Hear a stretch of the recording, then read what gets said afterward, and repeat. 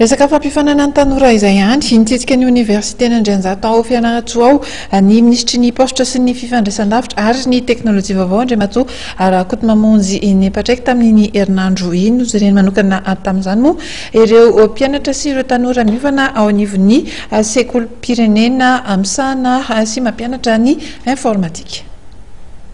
Ny tafamivantana tamin'ireo mpianatry ny ENI na ny École Nationale d'Informatique sy ireo tompon'andraikitry ity sambam-pianarana ity tao amin'ny Université ny Fianarantsoa ny ministry ny postra sy ny fifandraisan-davitra ary ny teknôlôjia vaovao rakoto mamonjy ny epatraika ny faran'ny herinandro teo. Nandritra izany fitsidiana izany dia nanolotra solosaina miisa 10 ho an'ny laboratoire-ny sambam-pampianarana ENI ny ministra ny epatraika rakoto mamonjy. Nambarany ihany koa fa atsangana ao amin'ny Université ny Fianarantsoa ny vitrine de nouvelle technologie mba anampiana ireo mpianatra amin'ny famitany ny fianarany toy ny natao teny fotoforona. Tonga eto Fianarantsoa satria raha henonareo tany aloha tany dia ny filoham-pirenena Ery Rajaonary Mampianina dia nampanantena foana ny vahoaka ny Fianarantsoa hoe hijery manokana ny tanora amin'ny lafiny fampandrosoana sy fanapariahana ny momba ny teknôlôjia vaovao. Isika eto Madagasikara dia azo lazaina hoe tsy gisitra ary anisan'ny lohany raha momba ny nouvelle teknôlôjia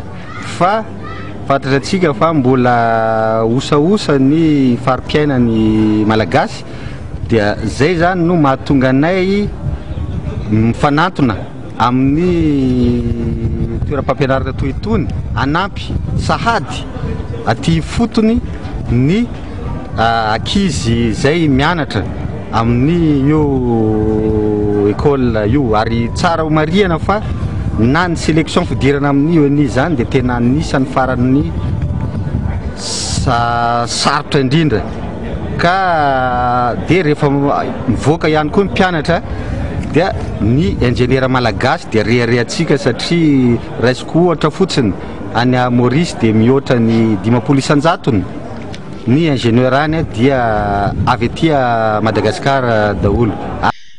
Miisa 720 eo ny mpianatra manaraka ny sampam-pianarana informatika eto amin'ny Université Andrianjata Fianarantsoa. Tanjona hoe ny ministra dia niananantsika ingénieur maro ary afaka handray anjara tsara amin'ny fampandrosoana ny Madagasikara ireo tanora malagasy.